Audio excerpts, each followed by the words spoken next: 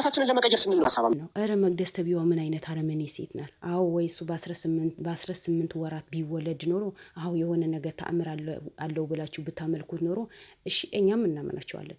ግን እንደናንተ ተረግዞ ከሴት ማህፀን የወጣ በ9 ወር የተወለደ እንዴት አምላክ አርጋችሁ ትይዙታላችሁ? እንዴት በዚህ ልክን አምልካችሁ ለሰውን ህይወት ታበላሻላችሁ? እንዴ እኔ አላቅም፣ ምን ብዬ እንደማወራ አላቅም።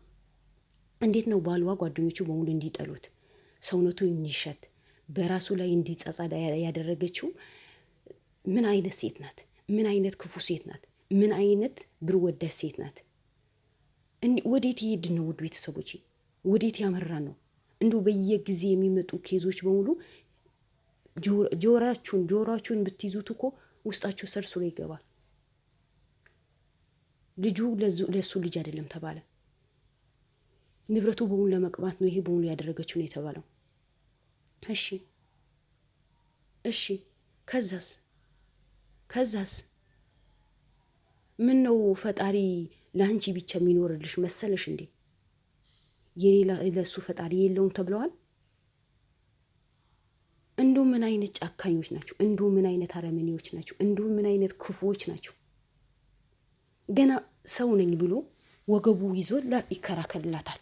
ንብረቱ የሷ ነው፣ ውክልና ለሷ ስተዋት አፈር ብላ። ወንድ አሳዳቢ። አሁን አንተም ወንድ ነህ እኮ ወንድ። አንተም ነገ ሚስት አግብተህ ምን እንደምትሆንና ሚስት ምን እንደምታረግ ሳታውቅ ዛሬ እህትህን ደግፈህ ንብረቷን ለሷ ነው ለኔ አሳልፋ ሰጥታኛለች፣ የኔ ሱቅ ከፍታልኛለች፣ የኔ መኪና ገዝታልኛለች ትላለህ። ማንኛው ነገር ፈጣሪ አያንቀላፋም፣ አይተኛም፣ ያያል። የውስጡን ነው የሚያየው። ነገ ዋጋህን ታገኘዋለህ፣ ነገ ዋጋህን ትከፍለዋለህ። የዛሬው አይደለም። ዛሬ ደስተኛ ብትሆን በሰው ንብረት ያ ደስታህን በሆኑ ነገ ታጠዋለህ። ልክ እንዳጎትህ ልጅ ማለት ነው። እንዶ ትንሽ ወዲና ከየት እንደመጣች እኔ አላቅም። ምን አይነት ዘመን እንደመጣ እኔ አላቅም። ሰው በዚህ ልክ በሰው ህይወት ላይ የሚጫወት አረመኔ፣ ሰው መስሎ ማይታያቸው ለሆዳቸው ብቻ የሚኖሩ ሰዎች ብቻ ነው ያየው።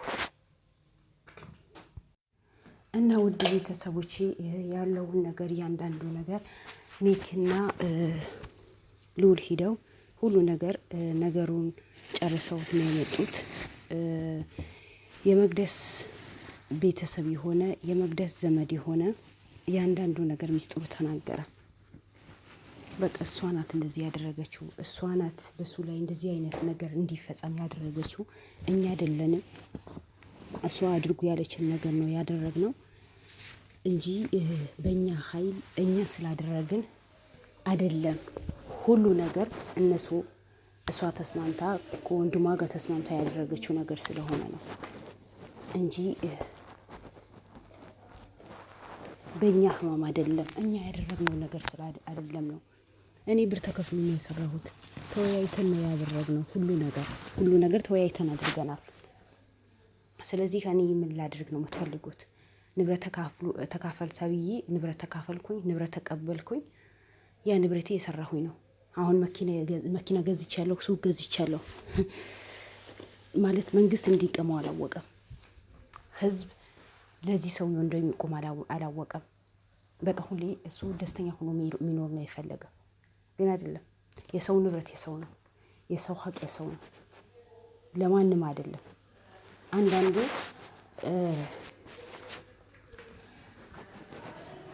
ራስ ወዳጅ ሆናችሁ ስትኖሩ ጊዜ ያንዳንዱ ነገር ዋጋ ያስከፍላችኋል። ዋጋ የሚያስከፍላችሁ ነገር የለም።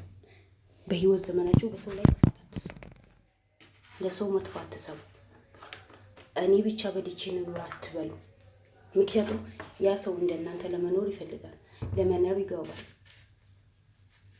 ግን መቅደስ ተብዬዋ ወንድሟና ያጎት ልጅ ተብዬው እንዲጠቀሙ ሱቅ እንዲከፍቱ ራሳቸው ንግድ እንዲኖራቸው የራሳቸው መኪና እንዲኖራቸው ባልዋ አሳብላ ባልዋን በሽተኛ እንዲሆን አድርጋ ባልዋን ሰው እንዲጠራው አድርጋ ባልዋን ሰው እንዲያስጠላው አድርጋ ባልዋ ምግብ እንዳይበላ ሰውነቱ እንዲሸጥ ምንም ነገር እንዳያውቅ አድርጋ ወደ ክፍለ ሀገር ሸኝታው የሱ ንብረት የተባለ በሙሉ ሱቅ፣ መኪና፣ ቤት ሳይቀር እሱ ላስታምበት ነው እሱን ሐኪም ቤት ያሳከምኩኝ ነው፣ ሐኪም ቤት የወሰድኩኝ ነው። ሐኪሞች ብዙ ብር ጠይቀውኛል። 1 ብር አይደለም 2 ብር አይደለም፣ ብዙ ብር ስለጠየቁኝ ለእነሱ የምከፍለው ነገር አጥቼ ነው። ንብረቱ በሙሉ እሸጣለሁ ብላ ነው ሽጣ ለወንድሟ አካፈለች፣ ያጎቷ ልጅ አካፈለች። የራሷ ደግሞ ከወንዶች ጋር እንደፈለገች የተዝናናችበት ነው። ስለዚህ ይሄ ምን ይሉታል? የመጨረሻ አረመኔነት፣ ጨካኝነት፣ መጥፎ ስነ ባህሪ ስላላት የሰው ህይወት የሚባል ነገር ስለማያሳዝናት ራሴ ብቻ በልቼ ልኑር ስለምትል ሰው አንዳንዴ እንኳን የሰው ህይወት ያሳዝነዋል። እሷ ግን በምንም ተአምር ህይወቱ በሙሉ ቀምታው፣ ንብረቱ በሙሉ ቀምታው፣ ማንነቱ በሙሉ ቀምታው እንዳይኖር አድርጋ እንዲሸት አድርጋ። እረ ወደዛ! እረ እንደዚህ አይነት ስግብግብነት እኔ በህይወት አይቼ አላውቅም። ለሁሉ ነገር ልክ አለው፣ የሁሉ ነገር አግባብ አለው። ግን በዚህ ልክን ሰውን እንዲጎዳ አድርጎ ራስ ወዳድ መሆን በጣም ያስጠላ ባህሪ ነው። በሰው ማይጠበቅ ባህሪ ነው። እሺ እሷ ሴት ናት፣ ወንድ እንዴት በወንድ ልጅ ይጨክናል? ነገ በእኛ ላይ ምን እንዲደርሳል ብላችሁ ለምን አላሰባችሁ? ለምንድን ራስ ወዳጅ የሆናችሁት? ነገ እኛ ግብተን ሚስታችን እንደዚህ ታደርገናለች ብላችሁ እንዴት አላሰባችሁ? በምን ሁኔታ ብታስቡት ነው በዚህ ልክን በሰው ህይወት ላይ የተጫወታችሁት?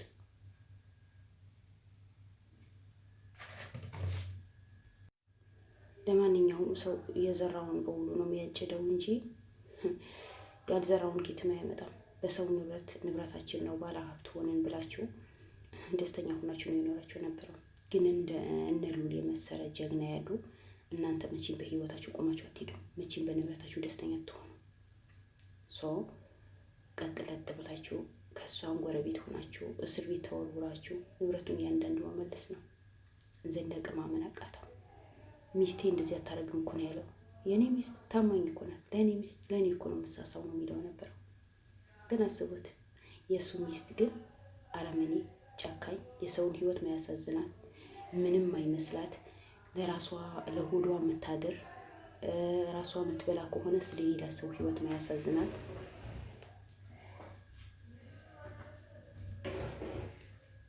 ስለሌላ ሰው ህይወት ማያሳዝናት፣ ምንም አይመስላት፣ በቃ በልቼ ለኑር ተደስቼ ለኑር ምትል ሰው ቢሞት ቢድን ምን ይሆን ምንም አይመስላት። የገዛ ባሏ እኮ ነው ሰው በሙሉ እንዲርቀው፣ ሰው በሙሉ እንዲያስጠላው ከአንድ ሁለት የጠንቋይ ቤት ሄዳ የጠንቋይ የብር መዓት ገብራለት ሰታው ባሏ እንዲሸት አደረገችው። ሰው እንዳይጠጋው አደረገችው። በልብሱ ላይ እንዲሸን አደረገችው። ከዛ በኋላ ሰው አይጠጋው። ለምን ይሸታላ? ምግብ እንዳይበላ ቆለፈችው። እና አሁን እቺ ሴት ናት፣ እቺ ሚስት ናት፣ እቺ እናት ትሆናለች? አትሆንም። በምን ሁኔታ በምን ተአምር? እረ ወገን፣ ሰው እንደ ወገን ሲያስብ እንደ ህዝብ እንደ ሰውኛ ሲያስብ ነው እንጂ እንደ እንስሳ እንደ ሲያስብ ጥሩ አይደለም። በነገራችን ላይ ሉል ጀግናው ተነሳ፣ ሚኪም ተነስቶ እያንዳንዱ ነገር ንብረቱ እንዲመለስ በሱ ስም የተባለ በሙሉ በእርሷ ስም ያደረገችው በሙሉ እንዲዘዋወር፣ ስራው እንዲሰራ፣ ልጁ እንዲመረመር ነው ይደረጋል ነው የተባለው። እነዚህ ሰዎች በሙሉ ሚስጥሪን ያራገፉ ሰዎች በሙሉ እያንዳንዳቸው ወደ እስር ቤት እንዲወረውሩ ነው የተደረገው። ምክንያቱም በህይወቱ ተጫወቱ እንዳልሆነ ነው ያደረጉት፣ እንዳይኖሩ ነው ያደረጉት፣ እንዲሸት ነው ያደረጉት። ኧረ የሰው ነገር በጣም ከባድ ነው። ላኢላሀ ኢለላህ። እኔ ምን እንደምል አላውቅም፣ ምን እንደማወራ አላውቅም። ሰው በዚህ ልክ ሲጨክን እኔ አይቼ አላውቅም በህይወት ዘመኔ። ሰው በሰው ህይወት ላይ ሰው እንዳይኖር፣ ቀና ብሎ እንዳይሄድ፣ ከሰው ጋር እንዳይገናኝ፣ ጓደኝ እንዲጠላው፣ ቤተሰብ እንዲጠላው፣ ቤተሰቡ እንዳያውቅ፣ ንብረቱ እንዳያስታውስ፣ ኑሮ ባህል ተብሎ እንዲጨናነቅ የምታረግ ሚስት እኔ በህይወት አይቼ አላውቅም። መጀመሪያ ለጥቅም ነው የቀረበችው ነበር፣ ያጠመደችው ለጥቅም ብላ ነው። እሱ ወዳው አፍቅራው ሳይሆን ለጥቅም ብላ ነው የቀረበችው ነበረው። ጥቅሟ ተሳካላት፣ ግን በመጨረሻ